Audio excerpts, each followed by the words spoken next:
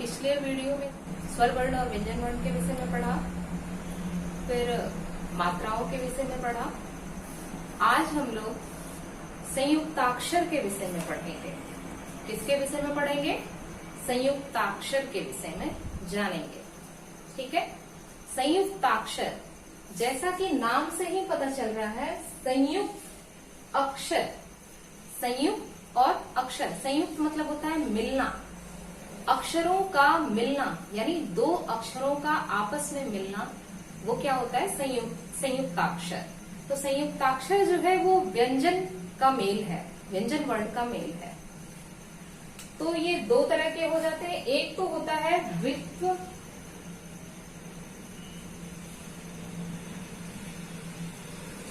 द्वित्व व्यंजन,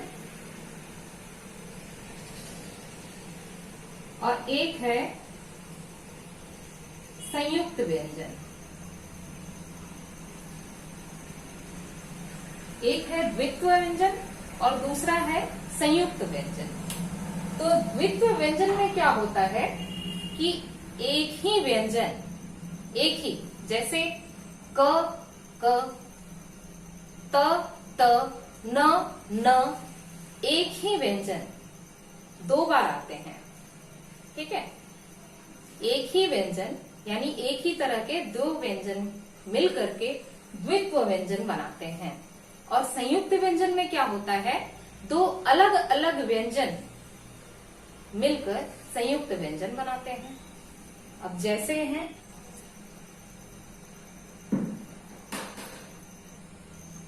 त प्लस त,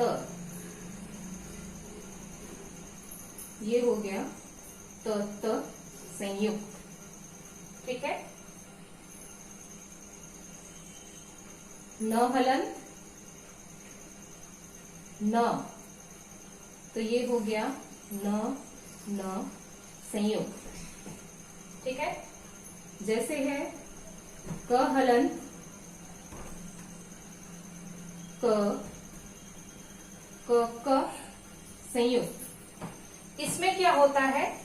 एक का आधा उच्चारण होता है, कहने का मतलब इसके साथ स्वर का उच्चारण नहीं होता है, और दूसरे के साथ जो है स्वर का उच्चारण होता है।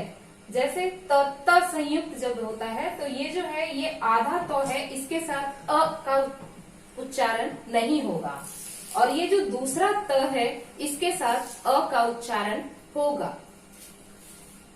इसे हम इस तरह भी लिख सकते हैं,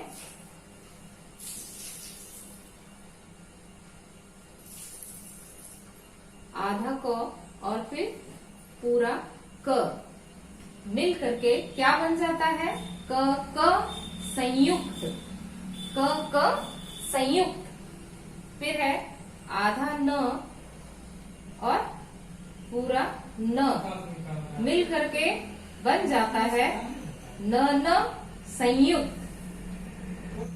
फिर है संयुक्त व्यंजन। संयुक्त व्यंजन में क्या होता है? दो अलग अलग तरह के व्यंजन, जैसे क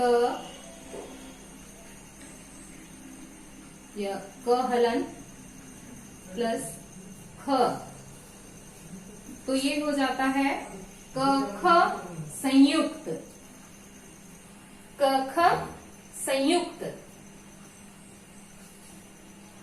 न हलन प्लस त, न आधा न और पूरा त मिलकर क्या बन जाता है? न त संयुक्त। ठीक है। फिर है जैसे च हलन, हलन जिसमें लगा है इसका मतलब वो बिना स्वर वाला अक्षर है, उसमें स्वर का उच्चारण नहीं होगा, यानी वो आधा है। च हलन और छ, तो क्या बन जाता है? च छ संयुक्त, च छ संयुक्त। ठीक है। फिर है थ हलन य,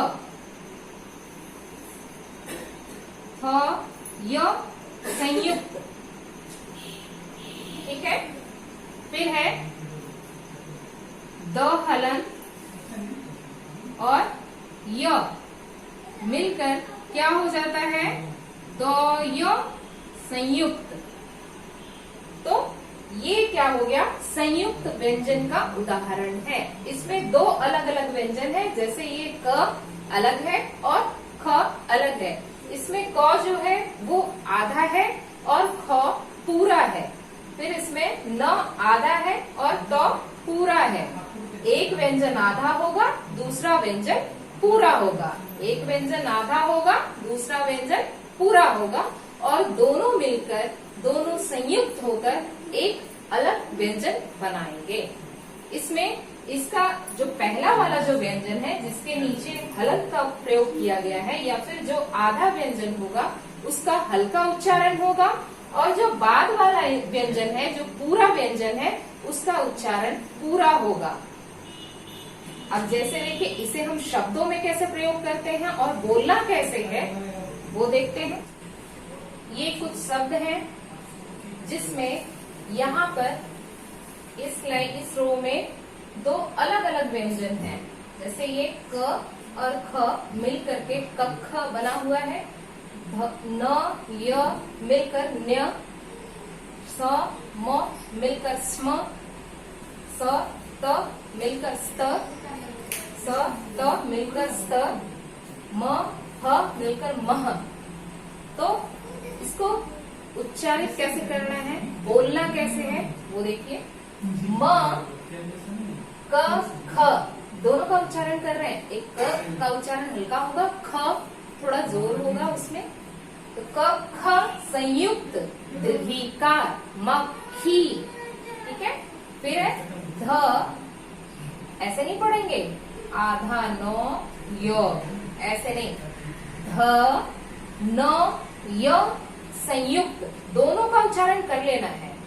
एक में हल्का और दूसरे में जोर लगाकर उच्चारण कर लेना है। उसके बाद क्या कहना है, संयुक्त, ध न य संयुक्त, व में आकर द, धन्यवाद। च स म संयुक्त, आकर चश्मा। र में आकर रा, स त संयुक्त, आकर रास्ता। प में हर्षु का स त संयुक्त, क पुस्तक। तो में हर्षु का म ह संयुक्त, आकर र में आकर तुम्हारा। उसी तरह से अब यहाँ है दो एक ही तरह के व्यंजन है, उनका मिलन, मतलब उन दोनों को संयुक्त किया गया है। उन दोनों को मिलाकर के एक अक्षर बनाया गया। जैसे देखिए, ड ब ब संयुक्त, दोनों का उच्चारण कर लेना है और फिर बाद में क्या बोलना है, संयुक्त। क्या कहना है, संयुक्त। ड ब ब संयुक्त, आकार डब्बा। ध क संयुक्त, आकार न, ढक्कन। हर्षौ ल संयुक्त और दुर्घुकार उल्लू। हमें हर्षिकार, हमें हर्षिकार, म संयुक्त त, हिम्मत। ब च संयुक्त, आकार बच्चा। प ट संयुक्त, दीर्घिकार पट्टी। ऐसे इसे पढ़ेंगे, प ट हलन ट दीर्घिकार पट्टी। ग में हर्षुकार स संयुक्त, ग में हर्षुकार स संयुक्त, आकार गुस्सा।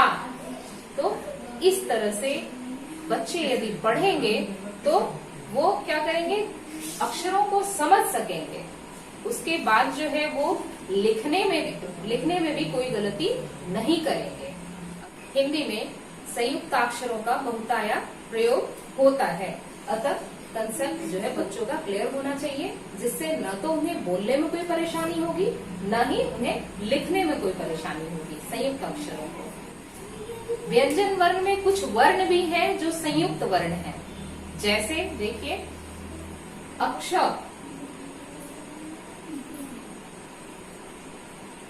अक्षर, त्र, ज्ञ और स्र। अक्षर, त्र, ज्ञ और स्र। ये अक्षर जो है क्ष, कश, क और स मिलकर बना है अक्षर। क और श मिलकर अक्षर बना है। त्र, त और र मिलकर त्र बना है। ज्ञ, ग और य मिलकर ज्ञ बना है। स्र, स और र मिलकर स्र बना है।